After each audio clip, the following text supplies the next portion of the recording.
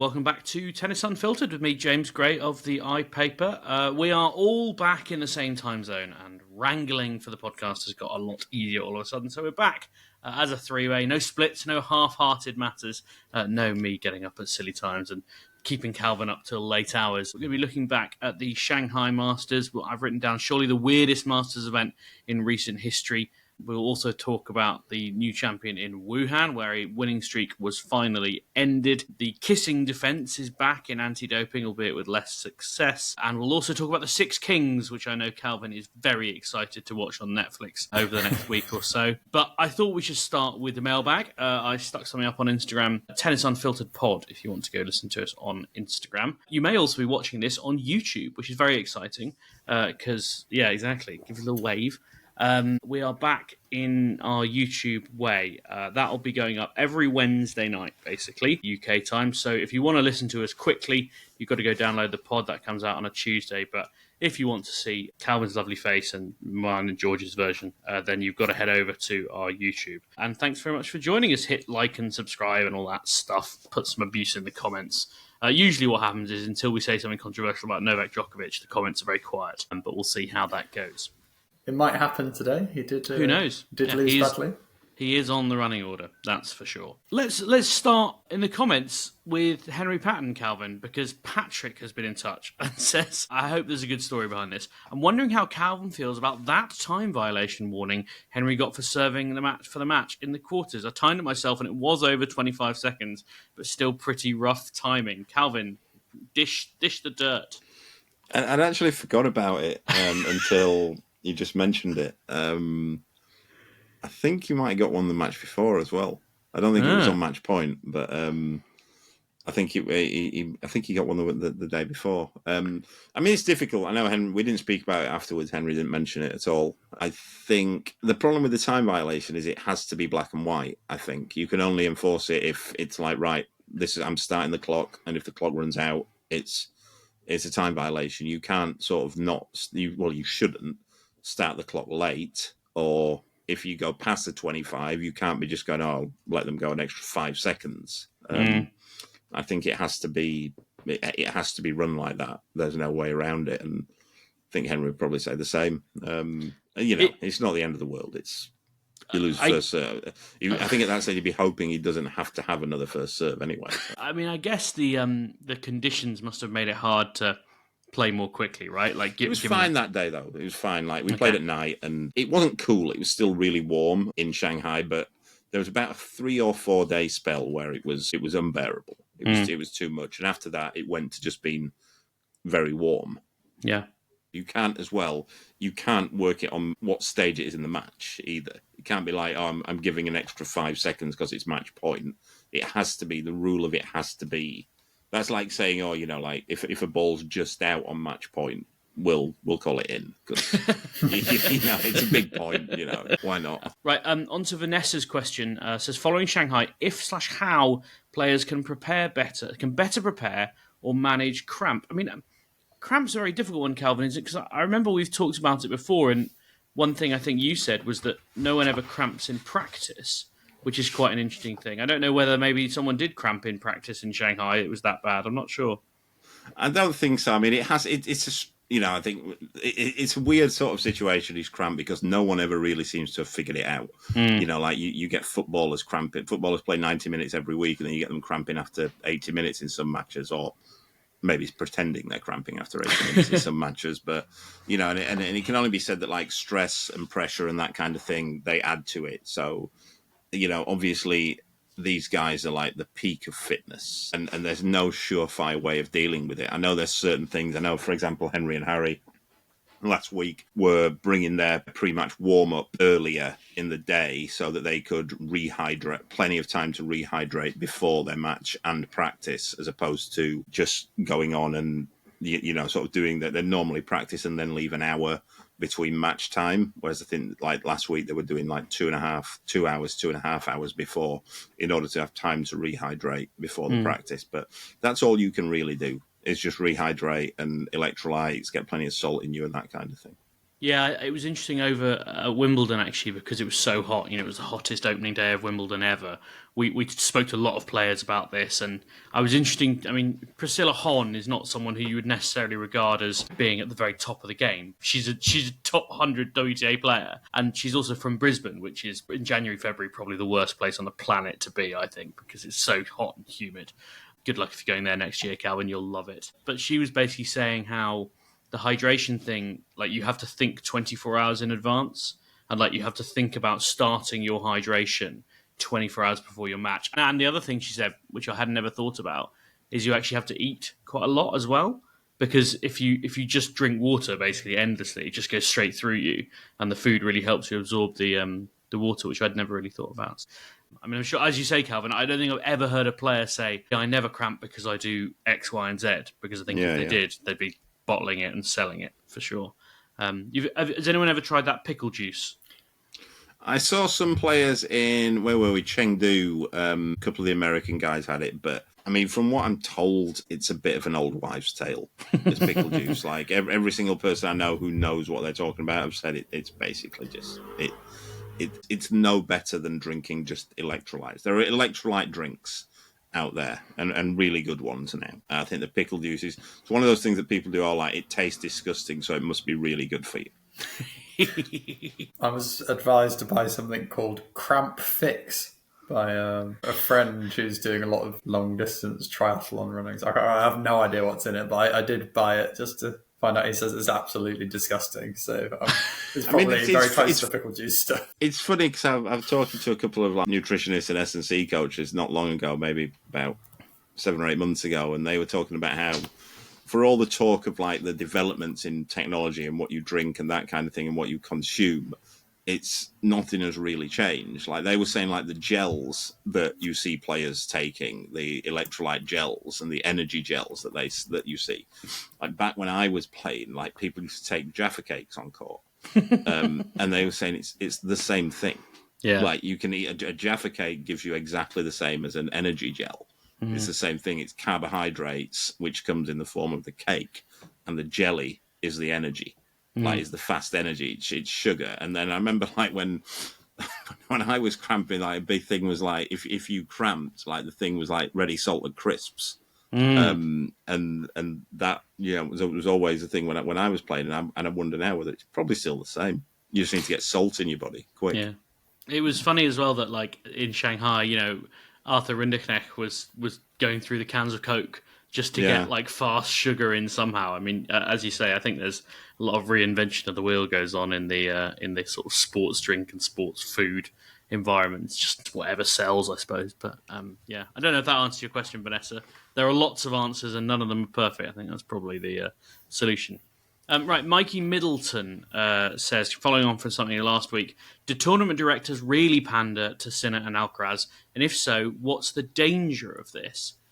Which I thought was quite an interesting way of coming at it. George, I don't know, do you think there's a danger in pandering to Sinner and Alcaraz? Well, first of all, I don't think they necessarily are. I thought the BBC did a good piece on this week. I think Russell Fuller might have done it, if memory serves, but they had some good stats in there, which I thought were quite funny, of like court pace index from 2017 versus 2025, given Federer's the one who started this, and given you might argue if they were ever going to try and do anything for anyone in terms of court speed, it probably would have been a late stage Roger Federer. And sure enough, the courts that year were all slower according to the court pace index compared to 2025. So if he's claiming they're being slowed down for Sinner and Alcaraz, then he might want to look in the mirror for his own late Renaissance success year. But I'm sure no one will say that to him in his lovely boxes in China this week. But yeah, I mean, we've spoken about the problems of pandering to Sinner and Alcaraz on paper in terms of if the sport becomes too funneled and focused on those two guys, it's going to be, it puts a lot of pressure on those big matches, and when they flop, like the US Open, or in Calvin's case, thinking the French Open flopped, that is a lot of pressure, and like people will feel quite disappointed, and the rest of the tournament feels like it hasn't got much jeopardy. But I mean, I have to say, I don't. I think you can do whatever you want to the surfaces, and I'd still expect Sinner and Alcaraz to be winning the Grand Slams at the minute. I think also, I think tournament directors, I mean, for a start, how much control tournament directors have over the speed of their courts, I think is questionable. I think the way, and Calvin, you could probably speak to this as well, the way they pander to those guys more is just in their general treatment through the tournament. They get the exact scheduling they want. I'm sure lots of players put in requests for schedules, but very few of them get listened to. And you can guarantee Novak Djokovic virtually always gets what he wants in terms of court scheduling. The Sinner and Alcaraz are the same now. They get picked. Craig Tiley comes and picks you up from the airport, or Feliciano Lopez comes and gets you from the airport, which I always find absolutely hilarious. So I don't know that they do. I don't know that there is a danger with that stuff. They're the biggest kind of property for a tournament director, so I guess they want to make them feel good. But I don't know. It's a bit cringeworthy. Yeah, it is. I mean, it's a bit pathetic the way that they sort of pander to the stars. I wouldn't say it's just Alcaraz and Sinner. It's throwing Zverev and certainly Djokovic and players like that in the mix there. The top 7 or 8 singles guys are always massively pandered to, and they bring the money in. That's fair enough, but it's also a bit pathetic when you see the staff there, how they behave around them. And I know it was a year ago. Somebody who was working with the top 10 players said to me, I asked them what have you found by working with the a top 10 player, and he was like, the main thing is you turn up at the tournament, they'll tell you when you're going to be playing all week. They'll go, you're going to play Tuesday 12 o'clock. If you win that, you're going to be Wednesday 6 p.m. And if you win that, you're going to be Thursday third match on, and that kind of thing. So that's an affordance that other players don't get. They don't know. So you can start planning your week and start planning your practice around that. Whereas, if you're lower down the food chain, you don't get that. And it's disappointing, yeah. I suppose, yeah, I don't feel like it's wrong for tournament directors to do it. Like, I get it. Like, TDs are kind of there, especially these days. It's often a name, it's often an ex-player, and they are kind of there to sort of keep the players happy more than anything else. And you can imagine if your sponsors shelled out, 700,000 euros to make sure that, let's say, Carlos Alcaraz is there, they want to know that they're being looked after as well. So it kind of goes all ways. But there's looking after them, and there's giving them treatment that is above and beyond what other players are getting. They're already the best players in the world. They don't need your help in trying to give them an advantage over the players that they're going to play against. Do you think it is an unfair advantage? I just think if you're giving certain players who are already higher in the rankings, if you're giving them a bit of an advantage in terms of telling them what the schedule is, giving them practice courts, that kind of thing, like just helping them out more than you're helping other people, then it's not really the way it should be. I don't know whether it always has happened or not, but nowadays, you see it. It's not just tournament directors, it's fans. Like me and Luke were watching a match last week with, I think it was Zverev and I forget who it was. It was Khachanov and Rublev were playing 2 doubles guys. And, the Chinese fans always tend to be like, they're respectful in general. But they were just going like nuts whenever Khachanov and Rublev won a point. And it was like just a little bit pathetic. Like why would you, why do you desperately want these guys to win in terms of like to the extent that you're like rooting against them, against underdogs? It's like sport should always be like you kind of root for the underdog, but it's like people just want stars now. That's a fact of life, but just fine. I just don't. In any walk of life, I don't like ass sniffing, and that's what it is really.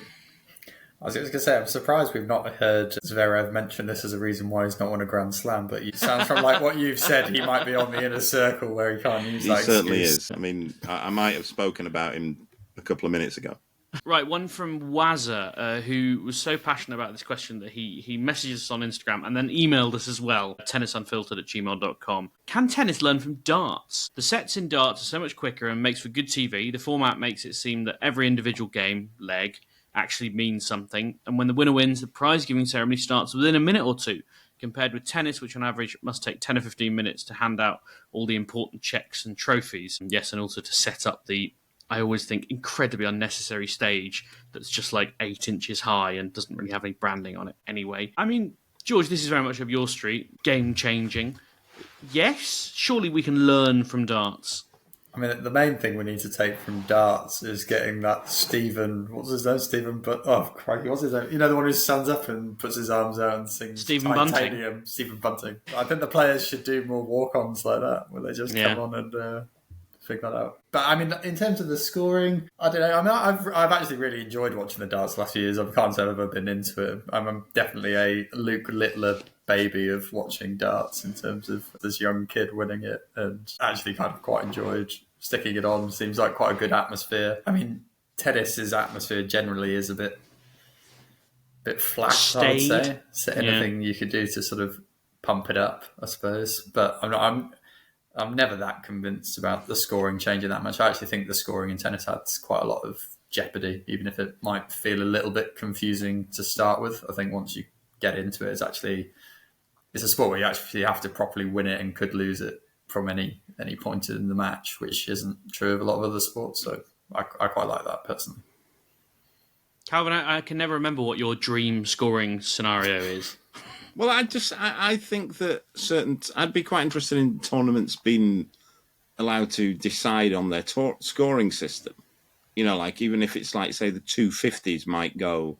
I think, you know, the game scoring is tennis's biggest asset. Like it's a brilliant scoring system. It might be a bit weird with the numbers, but the actual way that it operates in terms of the sets, you know, what about 250s do their best of 5 sets first to 4 games, or something like the next gen or that kind of thing, or you know, some tournaments throwing like sudden death juice or something like that. Whereas, you know, the Masters and the Slams I think have to stay what they are, but everything else I think would be interesting to do that. I mean, if you're worried about, you know, if you want to see games that move quicker, then doubles is right there. Sudden death juice and a tie break, and we keep getting told that it's a crap product. So yeah, it's a good point actually, and you know, to draw the direct comparison with darts, this week was I think it's called the World Grand Prix, and it's double in, where you have to hit a double before you then start the leg. It does make a material difference, but you're not completely changing the way the game is played. It's just a little. I think, you know, darts does that. Other sports have different scoring systems. Snooker does it. You know, snooker does it. Cricket has different scoring systems, obviously, with different, like, you know, systems of the game and that kind of thing. So let's bring back Mouratoglou's playing cards. That's why I said that was. That's the other side of it. You just get that wild, like chaotic mess. That is first the UTS. year of UTS, I just remember watching it and thinking, I have no idea what's going on. We've Whereas become they've now slightly nailed. more. I was going to say we've become slightly more advocates of it in its current format, haven't we? As a slightly different version. Listen, I don't. Yeah, I mean, I don't mind it as again. That could be the thing. That's the UTS thing. That's how they score it. You know, that's. I'm fine with it. I wouldn't have it as the scoring system in slams and that kind of thing. But I think I'm fine with it. Yeah. I'd be interested to hear people's suggestions for what those 250 innovations could be. You know, if you could introduce one change to the scoring in your nearest 250, what would it be? But it would also, I think, that would help the 250s as well, because it's differentiate them. Yeah. Between, you know, I'm watching now in the background, the Stockholm's on here, and like it would interest me more if that was the scoring system rather than just watching Leo Borg and Sebastian Offner play another best of 3. What's the tennis equivalent of throwing a double first, James? Like what was? Is it like you can't score a point until you've hit an ace? It could be clean winner. First clean winner, yeah. Well, I mean, I suppose so. Though I think that is sort of reinventing the game a bit. Like I would say, serve. I won't go that far. But I think it's got to be like, you know, I don't think you can do that. But I think it's just, you know, there are natural changes in the scoring that you can have. Like I say, with the fast four. You're not even You're not bringing something in that's not. You know, the first of 4 and best of 5 is actually going on in an actual ATP event. The next gen. And I think also crucially, like the point is like how to win a tennis point. I think that's almost the kind of the kind of in the thing you can't change. I think that's the kind of essence of it. Is that you know what the tennis point looks like. You know, if you said like, oh, you have to your first point you win in a game has to be more than 3-shot rally or something. You would be changing how the game is actually played.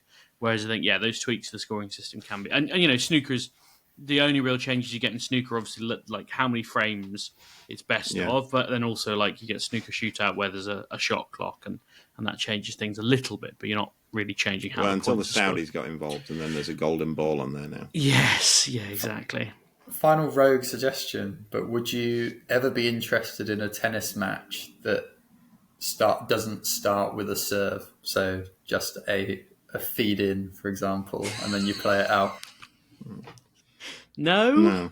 Because I can't really, what, do you have to do that thing you do at the start of a table tennis match when you have to have, 3 little patted shots to decide who serves? No, hard pass. You just end up, George. if you did that, you'd end up getting the same type of players who win. There'd be no variation. But I'm saying this is a one-off tournament. No one would beat Alcaraz and Sinner at that game. Yeah, that's true. It'd be impossible to beat them. Right, very finally, before we get on to Shanghai, one from KS on email. He says, probably a grumpy old curmudgeon question. As soon as I read that, I was like, this is definitely getting in. Should players be permitted to play a tweener shot when facing the net? There's some sort of sporting rule, I understand, that states that players should play a maximum effort match at all times. Doesn't a net-facing tweener contradict that? Shouldn't it only be permitted when a player is obliged to turn and sprint to the back of the court and doesn't have time to play a regular shot? George, ban front-facing tweeners.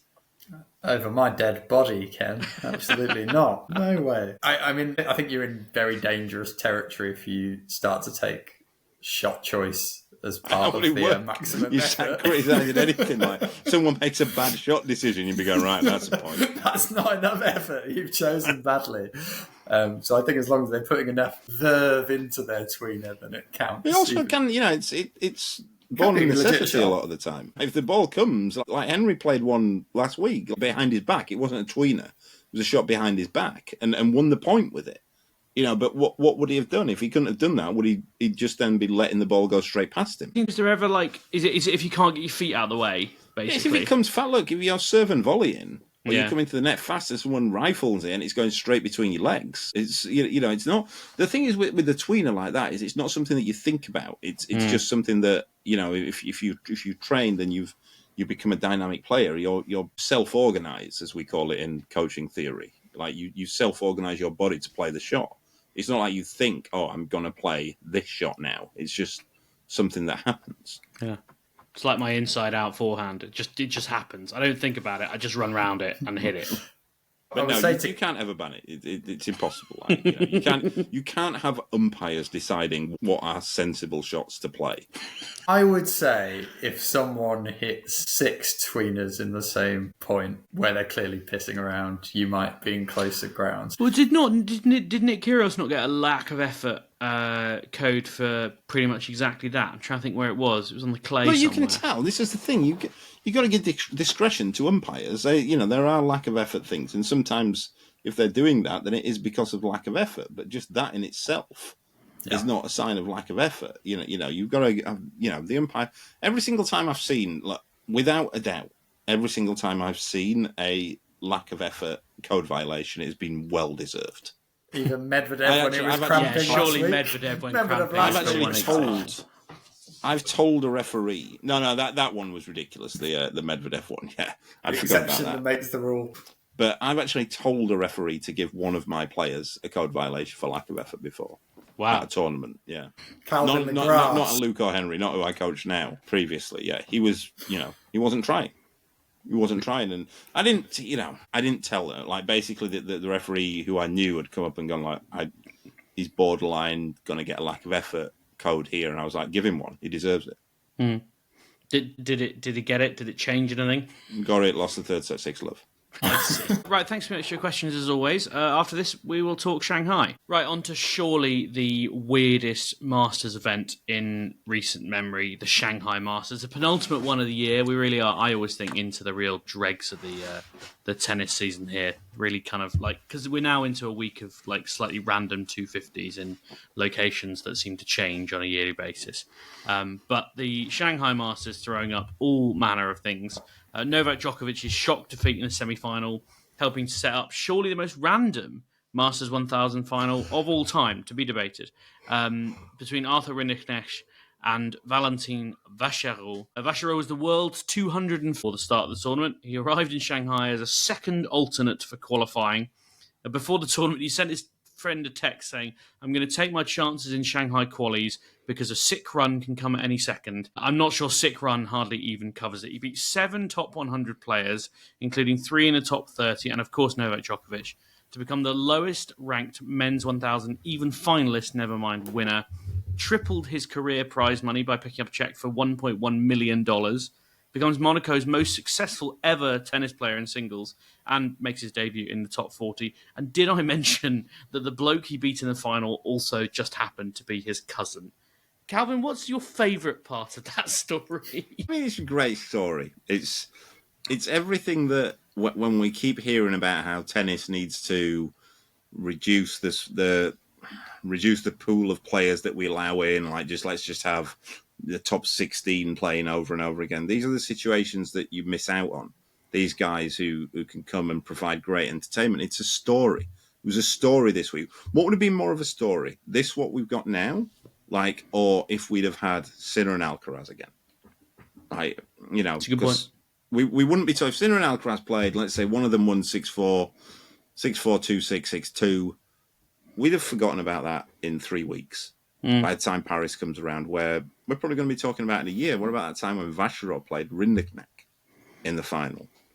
And it's need variation. Look, in sports, you do need rivalries. You need big names. You need stars. You need big rivalries. That's what creates it. But in order to give it balance, you need tournaments like this as well. And I'll say again, they're good players. They really are good players. Like Rinderknech, I was actually surprised that he's ranked as low as he was. Because you think he seems to have been around quite a bit this year in the latter end of tournaments. I mean, did very well at Wimbledon. He's a threat to players, isn't he? Well, we'll maybe come on to... I should say Rinderknech. Rinderknech is the ATP accepted pronunciation, although I'm told that this differs from overheard in the laundry room in Shanghai. So yeah, I mean, I heard him pronounce his name Rinderknech. Although what you're saying there, James, is different to what the commentator was saying. Right. So you said Rinderknech. Yeah. He might have said that, but what the commentator was saying, I think it was Naomi Cavaday, was Rinderknech. Rinderknech. No.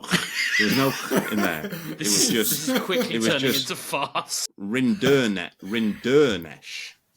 Oh, okay. All right. The der was very much, every time I'd heard it, it was Rinderknech. Yeah. But Naomi Cavaday was going Rinderknech.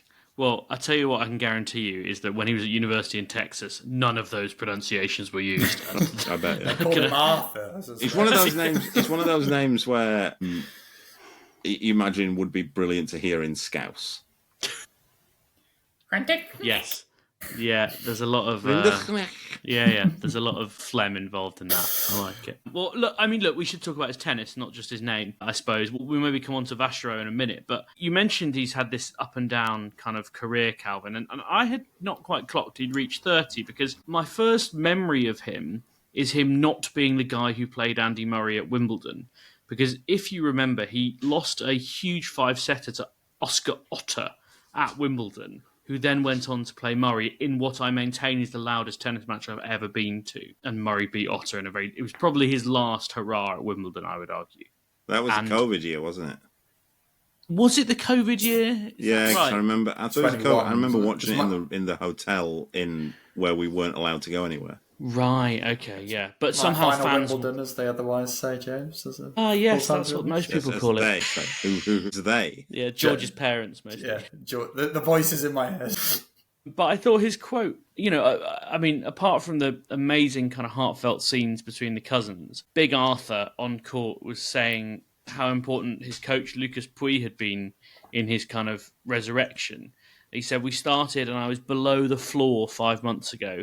I was thinking about stopping tennis because I wasn't seeing the point anymore, and you believed in me. You gave me a chance. You trusted me. We moved forward, and here we are, top 30-something for the end of the season. I hope it's only the beginning."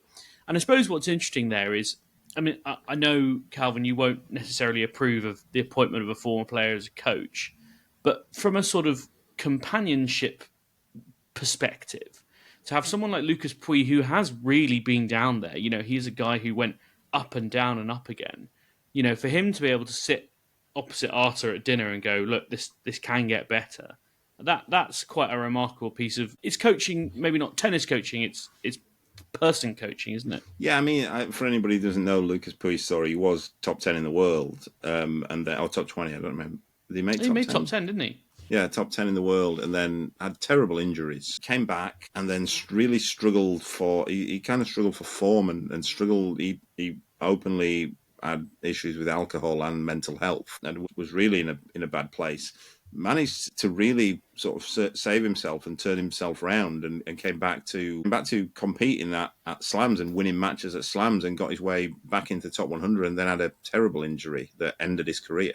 Did his Achilles, didn't he? Yeah, I think maybe that was about a year ago, maybe less than a year ago. And then start coaching Arthur Rinderknech pretty much straight away. So it's a great story, and I don't know him well, but he always seemed a nice guy. Lucas Pouille has his daughter with him, who's always has his daughter with him walking around the site. Yeah, they weren't actually there in Shanghai. Hadn't backed him that much then. But yeah, it's again another great story. It's stories that make the sport. And you think he's someone who will go? I mean, I think he's going to go up to. Yeah, I actually should have looked up what rank he's going to make it to now. Inside the top 40, isn't it? I think. I was thinking Rinderknech is going to go to 28, or he already has gone to 28. Or you think he'll go higher? I don't know. He could well. I said before we were chatting about it during the match that I could see him being a solid top 30 player. I think that's where he's certainly at right now. I think he probably is one of the best 30 players in the world on the form of the last 6 months, I'd say.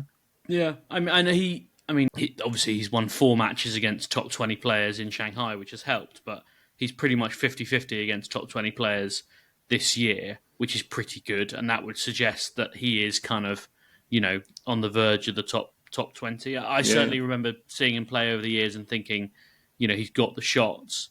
I think a little bit similarly to sort of Felix Auger-Aliassime, having seen what he said about it, that there's an element of him just playing a bit more freely and sort of not without regret, I suppose, might be the way of putting it. I don't know, because like the French, they hardly play like they've got the shackles on at any time, do they? That's true enough. So, I don't know. But he's not a great volleyer, but he comes to the net a lot. And sometimes... Who is? Well, yeah, quite. But if you're still willing to come to the net, I always admire that. Must be something going on there. Yeah. But yeah, maybe we're not talking enough about his cousin, which I still find utterly bizarre that this is where we find ourselves.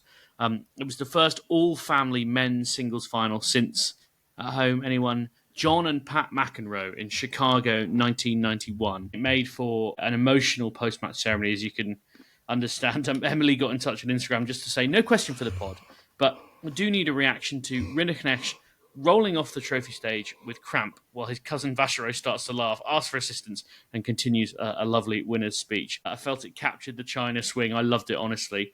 I was listening to the tennis podcast earlier, and Catherine made me laugh. She's never seen someone take a medical timeout during a trophy ceremony, which did make me laugh. Yeah, I mean, it did kind of sum things up a bit. But yeah, he sort of gathered himself. I mean, initially when Big Arthur tried to do his consolation speech, he just said, in French, my dear cousin, and then they just cried for about 30 seconds because they couldn't get any words out. That's very French, isn't it? Yes, sorry, it wouldn't happen in South Yorkshire, I know. Vacherot said, it's unreal what just happened. I've no idea what is happening right now. I'm not even dreaming. It's just crazy. There has to be one loser, but I think there are 2 winners today, one family that won. And I think for the sport of tennis, the story is unreal. Yes, I don't think they're around anymore, but I did like the idea of there being 2 grandparents sat in France somewhere going, which one of these are we supposed to support, because they're both our grandchildren. But there were probably 2 very favourite. I mean, yeah, I don't know who, if either of them were my grandchildren, I don't know who I'd pick. I mean, on Vacherot, George, I imagine even your heart of stone can't fail to be moved by that story. Yeah, no, absolutely. And I totally echo what Calvin said at the start. This has, for me, I think, been a cut-through sort of story for tennis, because it's interesting, it's different, and if it happened every single week, I think it'd probably be a problem if you're kind of struggling to build the same sort of players winning, that sort of story and narrative that's going on. But this is another great example of interesting stories that can happen on the tour, and it's nice when they happen at this kind of level and draws people in. So I was very happy to see this happen this week. Very surprised Vacherot beat Djokovic in the semi-finals, I have to say. I did not see that result coming.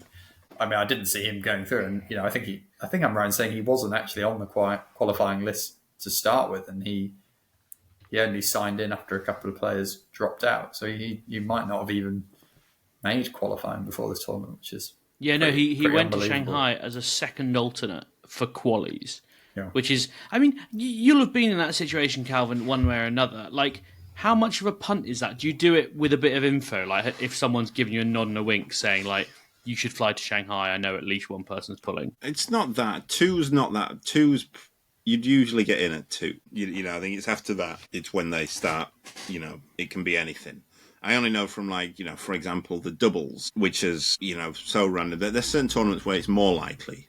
Like, for example, in doubles, the last tournament on a particular surface, the singles guys will usually pull, like that kind of thing. Or even like in Shanghai last week, I think there were a few alternates because singles guys, once they're out, they don't want to hang around Shanghai. There's tournaments in Europe the week after. For example, I know that like Indian Wells this year, I think had something like 6 or 7 alternates into the doubles. But Miami the week after, I think Luke and Lucas Miedler, who was playing with that week, they were second alternate and didn't get in. But so it's tough to tell, but second alternate isn't that much of a punt. Okay. You would deem yourself a little bit unlucky if you didn't get in a second. And the other thing I wanted to pick your brains about in terms of these like sort of inside tournament things, it was funny seeing during the final highlights of the pair warming up. They didn't have to do the thing where they go and like cut between 2 different courts because they actually warmed up together. Now, I imagine that is quite rare at a Masters 1000 level, but you were saying the other day that usually actually that's quite common. I mean, I think at any level below main tour, even some of the main tours, it happens quite regularly. Just because who else are you going to warm up with? Some of the tournaments have hitters, the big tournaments, the slams have hitters. Some of the players have hitters with them. But if they don't, then I've certainly known it happen quite a lot. Certainly in futures, it happens a lot. Challengers still happens semi-regularly, I'd say. And again, depends where it is. For example, in France, where there's just loads and loads and loads of players, you can get hitters quite easily. But if you're in a challenger in, say, Shanghai, maybe there aren't many hitters.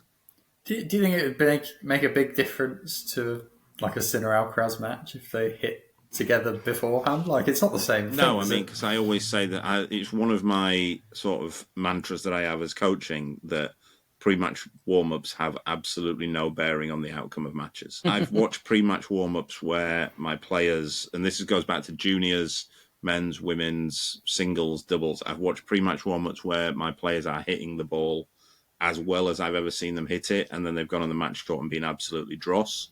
That's me every week, Calvin. I've seen them play absolute garbage, not be able to make a serve, not be able to get the ball in court, and come out and play remarkable tennis. And I've seen it both the other way. I've seen them play crap in match warm-up and play crap in matches, and I've seen them play great in match warm-ups and great in matches. Over the amount of tennis matches and pre-match warm-ups that I've watched, they have absolutely no bearing at all. I mean, I'm even inclined to say I don't really get what they're there for.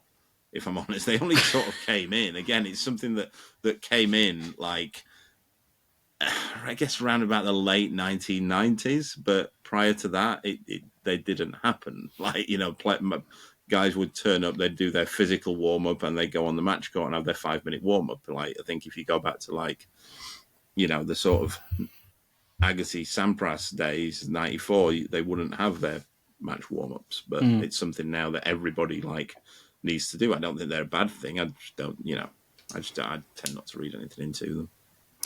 Good to know. Well, people probably maybe also don't realise that this is not like a warm-up, that you or I, George, would do, where you just go and like warm up for 10 minutes and then walk onto the court.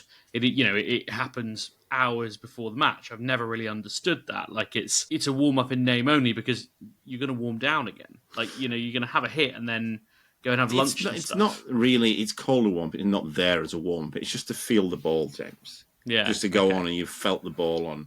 And again, there's certain things that you do them for, like, for example, you want to, if it's a different court, if it's a new court, if it's centre court, like our doubles final, we didn't get to hit on centre before the match. And everyone was saying centre court was a little bit quicker.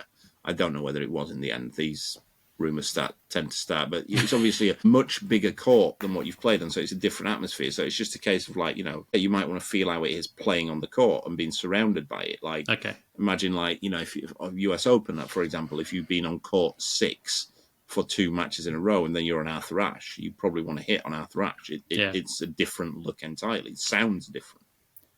Even in that example there, though, is it actually replicating it if you hit without the people in there? Because I think it just makes you. It's about just making you feel good, George. That's what it is. It's like, just giving people. That's what all pre-match warm-ups are about, making you feel good. Yeah, and they do talk about sightlines, don't they? Like I seem to remember, it might have been Sonny Cartal talking about playing on centre court for the first time this summer. And just being able to see the Royal Box when hitting a certain ball was very weird. Literally the first one she hit.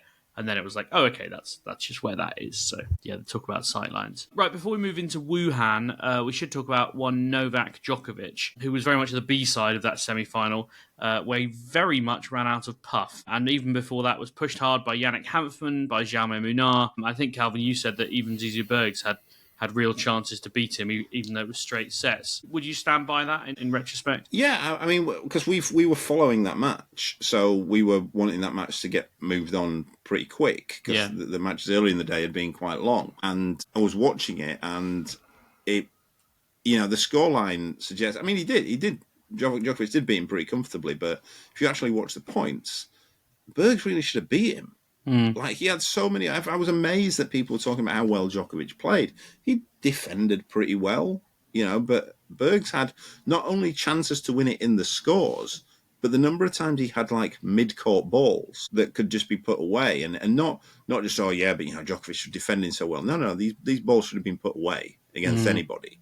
And Djokovic defending isn't what Djokovic defending was 7 or 8 years ago. There was that one point where he had, I think, 2 overheads and a drive volley. I saw somebody the other day going, "Oh, this should be hung in the Louvre. What an amazing defence is!" And then you put the camera just to Djokovic, he basically stood in the same place, just like knocking the ball up in the air. Like it was, I think he froze. Did Zizou Bergs, and he should have really beat him. And the next match, I think it was the next match when he played Vacherot. Vacherot did what Bergs should have done. Right. Took his chances. I mean, do you think... I don't really know what Novak was doing in Shanghai. No one does. It's hard. Do you think he got out of it what he wanted? I don't know. I mean, probably a check. Some money. Yeah. I mean, I don't mind saying it. There was this vague sort of injury thing, but no one really knew what the injuries were. But a lot of people, including certain people from his own camp, were saying this, and everyone around it became a bit of a theme. Everyone in the locker room just kept saying it's all part of the show. And no one was really buying it. And it was a big show, right? Because, James, he requested that an ambulance come to court before playing. I think it was in the second round. Right. Who did he beat? Second round was Hanfmann, I want to say. Yeah, Hanfmann. Then who did he beat after that? Munar, yeah, against Munar, at the start of the third set, he told the umpire he needed an ambulance. Or I think it was the physio. He needed an ambulance to come to court straight away, take him straight to hospital. He then went on to win that third set 6-2. It's nonsense. And people believing it, he played well last week. He won, but every match he was coming out. Watch the Zizou Bergs match. He comes out the first point of the match, he's going down grabbing his ankle. He's got his leg strapped up. But somehow he managed to pull through it again. Do you think it's him giving himself, trying to fire himself up by almost creating this narrative? That's what was suggested to me, is that, but I think most people, it wore thin with a lot of people. It's kind of just now, it just happens a whole lot now. I think most people are just like, yeah, all right. Although I would say that the fans in China go absolutely wild for him. He speaks passable Chinese, as far as I can tell, without knowing anything about Chinese. But, he speaks it, and people go mental and get very excited about it. He got an awful lot of love out of it.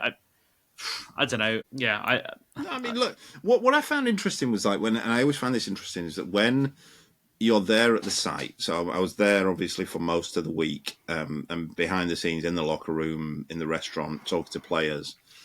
And then you come back I came back and then put the TV on, and you listen to the commentators, and the difference in the way that commentators are seeing the situation compared to what people behind the scenes are seeing it. Like, you're getting people, the commentators are going, it's another, how he's managing to summon up these reserves of energy and play through these injuries is remarkable. And somebody's saying, like, somebody questioned his motivation. Don't you ever question Djokovic's motivation. Then on site, people are going like, he just doesn't want to be here. He has no motivation. There's no injury. It's all just a con. It's interesting, isn't it? I mean, I suppose a lot of it, commentators are off tube. I imagine none of them were. Yeah, so they probably don't know. But and it's also like, I don't think they can sit there and go, I see Djokovic faking another injury. yeah. They sort of have responsibility to sell the product, right? Yeah. I don't know. It's interesting. It increasingly feels to me like there's just no chance Novak Djokovic is playing professional tennis, in 14 months' time. Does anyone think he'd be going beyond the end of 2026? I doubt it, but you never know. I mean, it's what is he? It's one of those. What is he in it for? Like, what is he in it for this? I mean, but he's such a strange guy, isn't he? I mean, he announced the other day that his last tournament of the year would be the Athens 250, the week before Turin, which he has qualified for. Yeah. I mean, I think his brother's involved with that Athens tournament, and I do know that he's moving to playing the Athens 250 isn't the problem. It's why you would end it there instead of playing Turin. Yeah, turn up and pick up a couple $100,000, even if you pull out halfway through. He might try and play to 40, I think, like from just... I think what is interesting, I saw a couple of people discussing, is his level now as good as what Federer's level was at the same age? Crikey, that's a tough one. I'd have to say it's not, Yeah, because I don't think Novak's game has changed as much as Rogers did. I think Federer at the same age. If we think that Djokovic still in 2019, I guess, or 2019. Let's try and do the maths example, on it. Hang on, how much older is Roger Federer than Novak Djokovic? That's the question. I think 6 years, isn't he? Okay, so Federer is 44, and Novak is 38? Mm-hmm. Is that right? Yeah.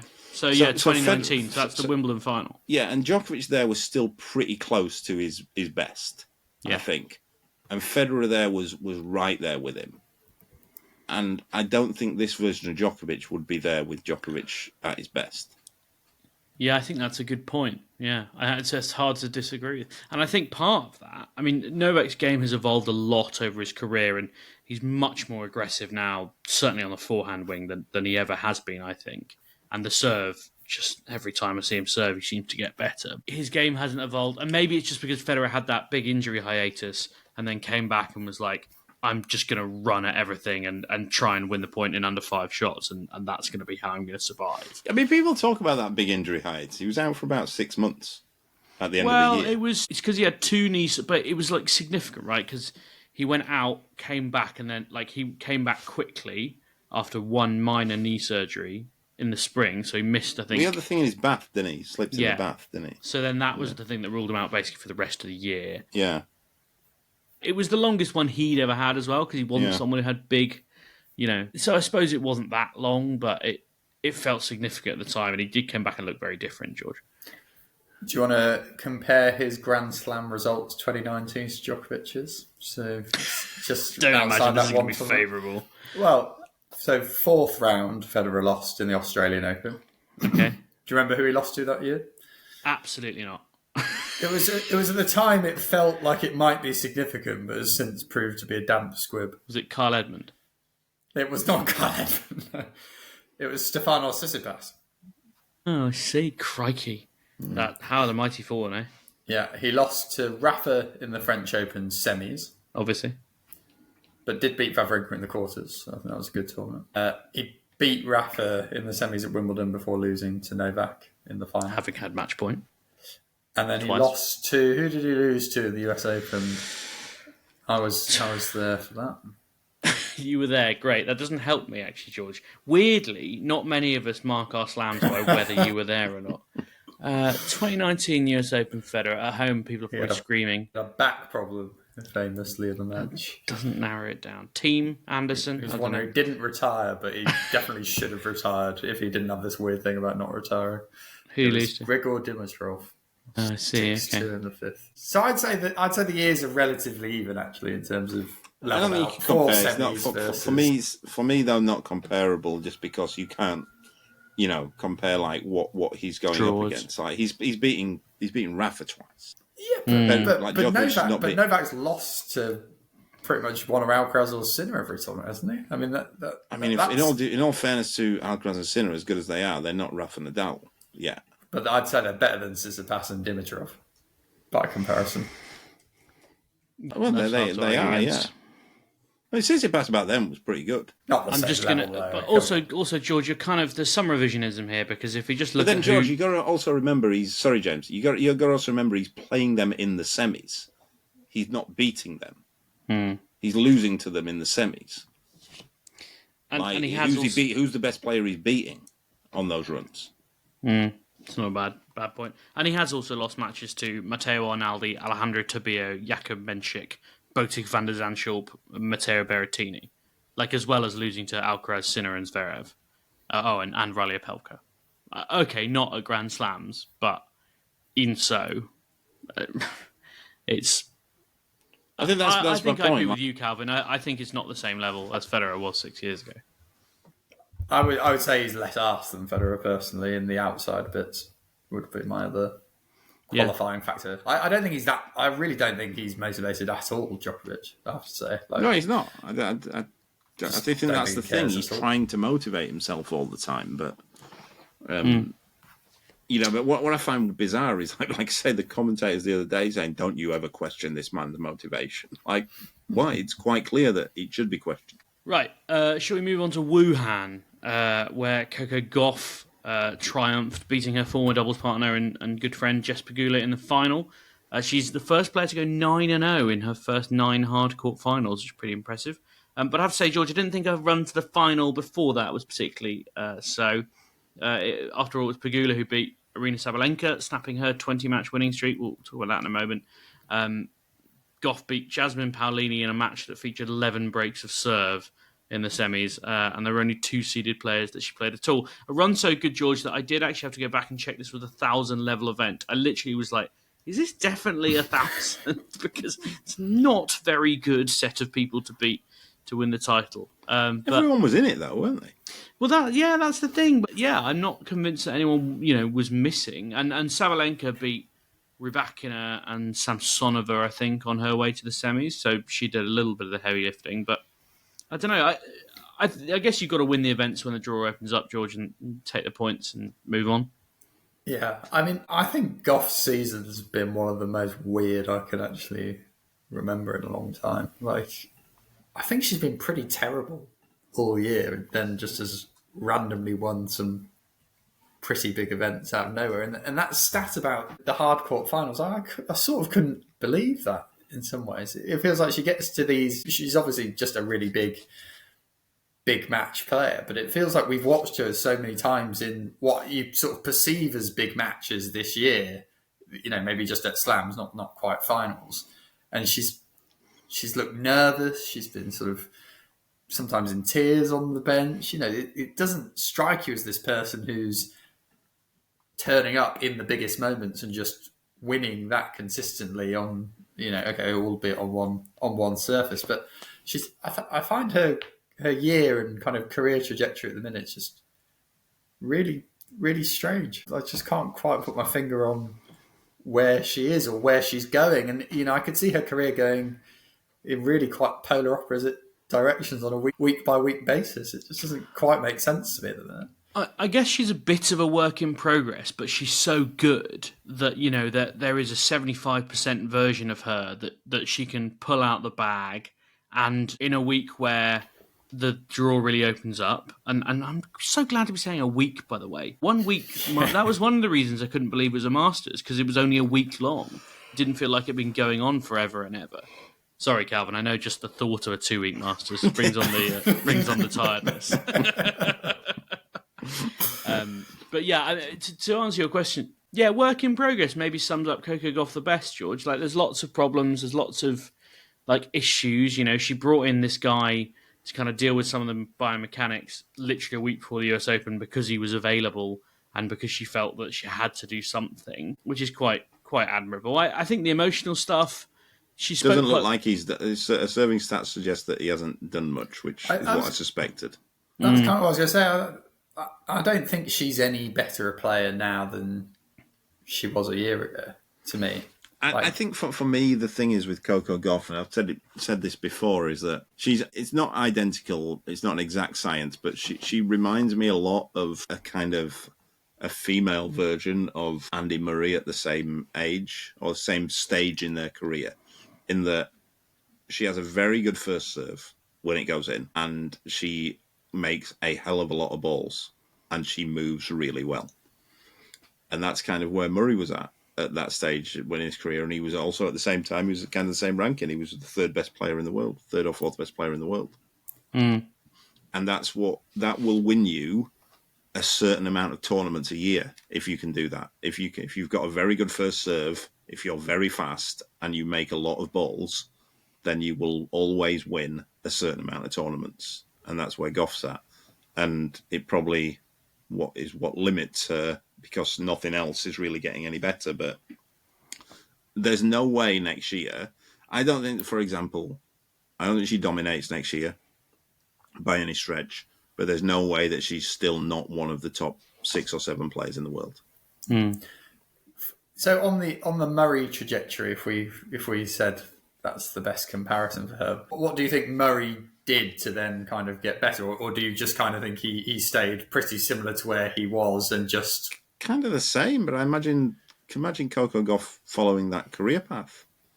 You know, and that's not a criticism by any stretch. No, it's a good career. Yeah. I can imagine it's a bit different because, she's not in there with perhaps the 3 best players of all time. But it wouldn't surprise me if she ends her career with 3 slams, the same as Andy Murray did. More from now. I mean, she probably wins more than that, doesn't she? But it wouldn't surprise me if she doesn't. I think, but then again, like I say, she's not up against 3 of the top 5 players of all time, whichever way you want to arrange it. It might be 3 of the 5, might be, but I think it's kind of a similar situation that you'll get at any, every, in tennis always has these players that always do well. It's kind of the same as Bjorn Borg was kind of the same thing. Huge first serve, makes a lot of balls.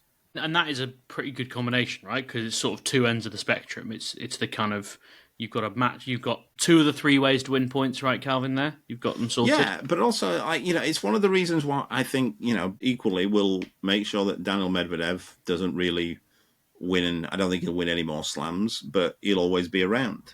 He'll always be around the top 20, I think, just because huge first serve makes a lot of balls. It's interesting.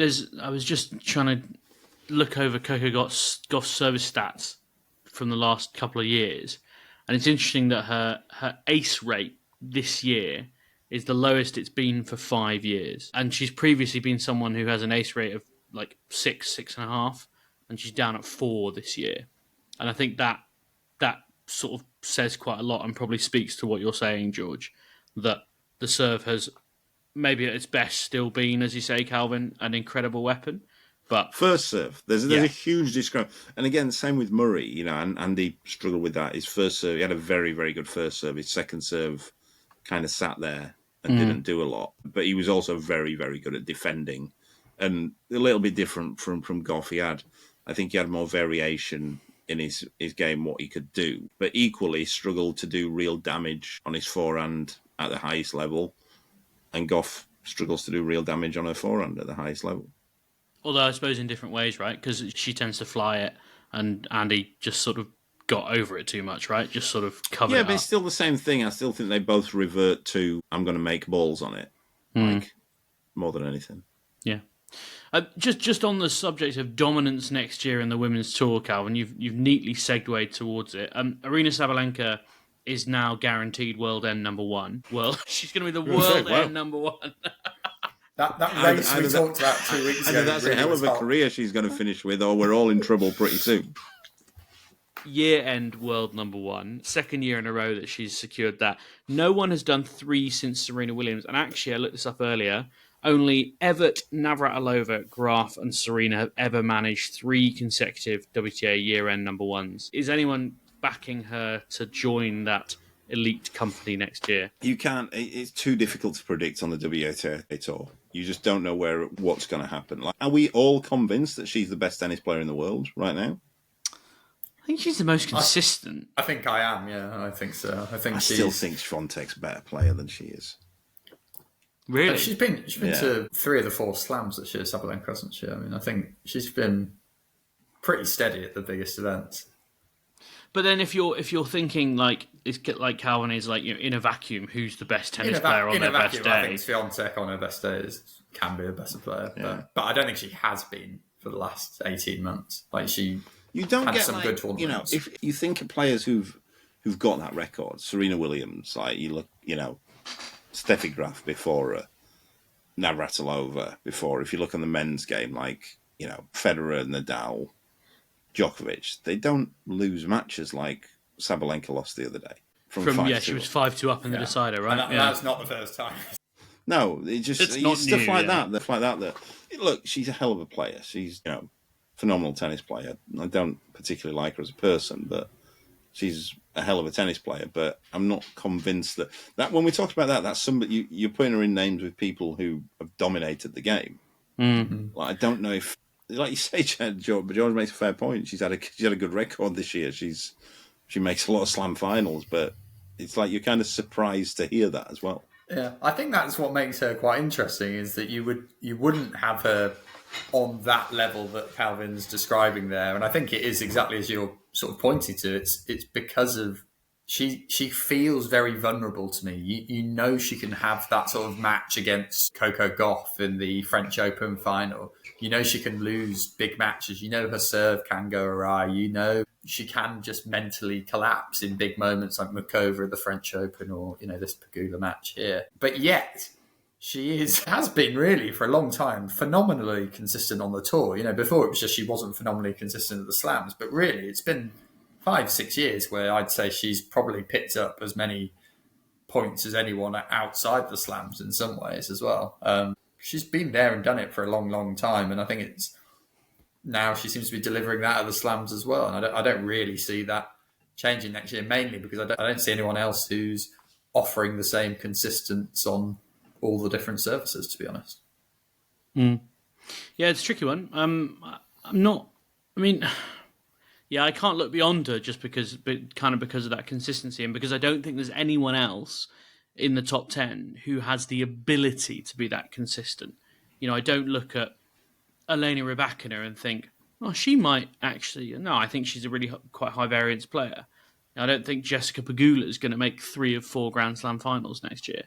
I think Anisimova has been very consistent second half of the year. Yeah, that's true, but I don't know that. She's made 2 Slam finals and a Masters. Yeah. But you also wouldn't be surprised if she lost first 2 rounds starting next year. That's just the way these things have gone. Yeah, I think Swiatek's the only one I would say could hit that level of consistency, because we've seen her do it apart from the kind of previous 18 months. But maybe Anisimova. I mean, that would be lovely. I'd be delighted if Anisimova was world number 1 end of next year, because that would mean we've got another really big, consistent star in the women's game. As you said last week, George, indeed. Yeah. Right, let's move on, shall we? Because I wanted to talk about... let's talk about Jamie Delgado. Credit where it's due. Stu Fraser broke this story last week. In the Times, that Jack Draper has appointed Jamie Delgado, former coach of Andy Murray, to work with him ahead of the 2026 season. We understand James Trotman's still very much involved, but wanted to travel less on the main tour. So Delgado is going to bear the brunt of that schedule. He, of course, recently split with Grigor Dimitrov after 3 years with him. And as I say, is a former Murray man, so he joins 2 more former employees of the Scot in Team Draper, in Matt Little and Shane Annan, a fitness trainer and physio, respectively. Calvin, I know you don't know Jamie that well, but you'll know of him and know his work, I suppose. It's an interesting appointment, and I suppose when your sort of lead coach comes to you and says, I don't want to travel very much, you've got to find someone, haven't you? I mean, it's a weird one, because I thought that the statement said he's the new lead coach. Exactly. So he's taking over from Trots, but Trots is still... I haven't spoke with Trots about it. I haven't seen him, so I don't know. The briefing, as I understand it, is that he is still very much involved. I suppose that's the best way to put it, and they're keen to stressed that he is still part of it, but doesn't want to travel. I mean, you know as well as anyone how hard it is to do it if you've got the option. Trots has a family, you know. So yeah, I don't really have loads to say on it, to be honest. And I know Delgado relatively well. I chat to him when I see him. I think Trots is an excellent coach. He's got his work cut out to fill those shoes, even if Trots is still involved. So yeah. We can leave it there as a news notification. Watch this space. I suppose you never really know until the proof of the pudding, do you? So we shall see. Maybe something else that no one's going to say anything about because I haven't got the legal budget for it is tennis player banned for 4 years as kissing defence fails. One of the odder headlines kicking around at the moment. So this is the news that Goncalo Oliveira, a Portuguese-born player who represents Venezuela, has been banned for 4 years after testing positive for methamphetamine last year. He claimed that a girl he met in a bar in Mexico, who did testify at the tribunal, had taken drugs that evening and contaminated him through kissing. But the director of the lab that tested the sample said that there was between 4 and 36 times too much methamphetamine in his system to have been transferred by kissing. Fans of Richard Gasquet will remember that this was very similar to the defence he offered for a positive cocaine test after kissing a woman in a Miami nightclub in 2009. Although he was successful on that occasion. The best part about that was that the girl had been eating cocaine. that was stressed in the statement. Yeah, and I think the 36 times thing, you have no idea how much she was eating. You have no idea. She was going to town on that Coke pie. I've written in my notes, funny, non-libelous commentary welcome here. So if anyone's got anything to say they think I won't get me sued, that'd be ideal. We are obviously joint directors in this company, so we're all liable. Yeah, maybe the most remarkable thing I've read for a while. I find it amazing. You know, I know that like I know the players who I was with last week are so careful to not have any cock-ups. Like they won't eat beef in China. Like, they find one restaurant that they like and they'll just eat there the whole time because they find it safe and that kind of thing. And then you've got other players who apparently are not giving themselves such an opportunity to explain away anything. Yeah, George, I was going to say meeting girls in bars in Mexico. This is probably your kind of area, isn't it? I'm going to Mexico next summer, James. So I look forward. Do you want me to get Oliveira's number? He can hook you up with a nice place to go for a night out, nothing else. Sounds like he had a good time anyway, which is all you can ask at a tennis tournament. The best was her testimony. She said she'd taken a pill to make her feel excited and more sociable and euphoric, but she declined to name the drug for privacy. Which it's like you've just admitted to having taken a drug of a euphoric nature. I'm not sure how much privacy you're preserving by not naming what is fairly obviously ecstasy. Very odd. Anyway, there we go. We've done well there. I don't think we got sued. And I guess it's not a bad segue into the new trial being run by the ITIA. I actually wrote about this about a month ago, and then it was sort of sold as new news by the BBC this week. And I was a bit gutted. I did bury it in a piece about something else, but anyway. You should have brought it to the pod, James. And I know, I'm sorry. Crowbarred it into the order of play as a just felt so James dry. Great exclusive. I thought I was going to be sending Calvin fully to sleep with this one. Yeah, you've had a long flight, haven't you, Calvin, today? Yeah. I swear every time I've opened my mouth, I've sent you to yours. The YouTube watchers are going to be loving it. Yeah, just not enthused about James wanting to talk about a new ITIA initiative. Well, no, I think this is legitimately quite interesting. I think it's interesting as well. I think probably jet lag is more powerful than what I can offer. But so it's a trial scheme that offers up to $5,000 in costs to players who want to test supplements or medication at a wider lab if they've tested positive and believe they've been contaminated. Also offers a degree of free legal support and some confidential third-party counselling. And the PTPA are involved. Well, actually, no, they already offer free support from two law firms. Anyway, this trial's going to run until the end of the season. We do get questions about this fairly regularly. I don't always get into it, so I thought it was an interesting thing to note. It is something we've kind of talked about a couple of times on the pod that, you know, there should be efforts to try and offer players. You know, Iga Świątek, for example, was able to very quickly identify her contamination because she's got the money to go and do this testing. And, you know, if you take Camille Matrak, didn't have that kind of money to go and fight his case in the same way. So, there are clearly a two-tier system going on here, and this may start to help to rectify it. Yeah. I still suspect if you look at the numbers involved, it will fall very short of the Sinner and Swiatek defences. But it's a step in the right direction, and it's a good version of what you might call legal aid, I suppose. And actually, the counselling thing is a nice thing as well, I thought as well, actually, because I can imagine genuinely if you've just had something contaminated and you've got thousands of people coming to you on the internet claiming you're a huge drug student, that's probably not a very nice feeling and quite isolating when you're worried about your career and stuff. So, God, yeah, I mean, that sort of support's good, I think. Imagine you just get an email one day and it's like, yeah, this is probably the end of your career. And let's say you are innocent and you're like, I have no idea. This is yeah, it must be awful. It must be the worst day of your life. I know Tara Moore talks about it quite a lot and how I mean, I know that players do get those and panic beyond all belief. I know Henry got one the other week, got a letter from the ITIA saying, urgent, you have a letter, you have a document, open document. Oh my God. Panicked, opened it, and it was ITA saying, we are now on WhatsApp. That was the urgent message. Yeah, it's like those, this will only really resonate with UK listeners, but those brown envelopes you get from either HMRC or DVLA, they fill me with dread. Come home to those and you're just like, oh. And then you open it, it's like, file your tax return early. Yeah, exactly. And I had 2 the other day, and I was like, great, this might be me losing my license, brilliant. And neither of them were points, actually, so I was fine. Anyway, right, should we do a quick half-hour segment on the Six Kings, or do we want to maybe do a separate pod? It's my turn to yawn now. I've heard Calvin bleed on about it. I'll speak about it briefly, because I don't think it's something that we should discuss.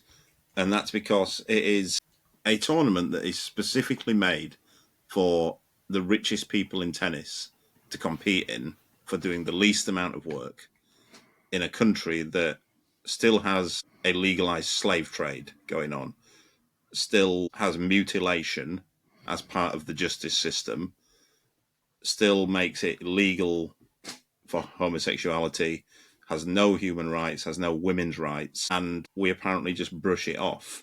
And I've been on Twitter today and people brushing it off to me like you wouldn't do it. And I find it weird that people want to defend the honour of millionaires wanting to earn more millions. I really do find it odd. And then somebody with the weirdest comment, somebody said to me earlier, sports washing's been going on for years. Don't blame the players, blame the governments. Which governments are to blame for this? Quite. If people are interested in the tennis, because none of us are really going to argue with there, Calvin. I mean, I could offer a kind of slightly mealy-mouthed response about how there are some women's rights and there are some human rights. I would counter myself by pointing out there are no free and fair elections in Saudi Arabia, and there haven't ever really been. I say really, there just haven't ever been. And that, the justice system, the freedom of speech, and numerous other human rights leave an awful lot to be desired. I mean, said that, obviously this is not the rest is politics, but we also live in a country that currently really wants to reduce our own human rights. So who are we to speak? Yes, and someone pulled me up in the lift at work the other day and said, oh, you said on your podcast there isn't a league table for human rights. There is. And there is indeed a league table for human rights. And Great Britain... One for the show notes. Great Britain's a fair few places higher up there than Saudi Arabia. So while, yes, we should be taking the log out of our own eye before taking the speck out of the neighbours, I don't think the log and the speck are appropriate. But look, well, I mean, I think from a tennis point of view, what I will say about the Six Kings is it is dangerous. Not only is the whole moralistics of it abhorrent, what is happening there. I've spoken enough about that in the past about Saudi Arabia. I won't bore people with that again. But it is awful for the game. It's dangerous for the game that we're starting doing these kind of things where we're paying the 6 most famous players so much money that they are now going and saying, why should we have to play other events? It's terrible. Yeah, I think the Ernest Hemingway was that said only connect. And I do think pointing out that Carlos Alcaraz pulled out of Shanghai last week, because of fatigue. He may even have cited injury. I'm not sure what the official citation was. And players are always saying, oh, you can't pull out of Masters events. It's, it's a 0 on your record and it's too much money to miss out on. And he is playing in this Six Kings where he will make at least $1.5 million because that's a participation fee. And if he wins it, he'll make another $4.5 million. And he gets a bye into the semi-final to boot. It will turn out, if it happens, the more and more it happens, it will turn out to be the end of the sport. And that's what people should be worried about. On the buys bit, I mean, that if you ever wanted to sign, it's not a meritocratic event. I mean, Djokovic got a buy. Why didn't Sinner? Absolutely bizarre. I can't get my head around I understand. the criteria. Somebody told me earlier. Apparently, the seeding is based on number of Grand Slams won. I see, obviously. But then I don't understand why Djokovic is seeded 2. Yeah. Yeah. Slightly flawed. Yeah. Right. Okay. Yeah. This is not making a huge amount of sense. I also don't quite know how Stefanos Tsitsipas has qualified. Well, there's no qualifier. They just invite people. We do away with any of that. Yeah. Okay. Well, it's all on Netflix on Wednesday, Thursday, and Saturday if you want to watch it. Tim Henman's commentating. There's another thing that I know about it. I'm only here to give you the information. You do with it what you will. Thank you very much for persisting, making it all the way to the end of this week's episode. It truly has been quite something. We'll be back next week, as always, to talk. We'll go through the Six Kings Slam match by match, I'm sure. Please do leave us ratings and reviews. Like and subscribe on YouTube. That's the thing that people always tell you to do. These millennials on their phones and their video games. But please, the only thing I really want you to do is come back next week.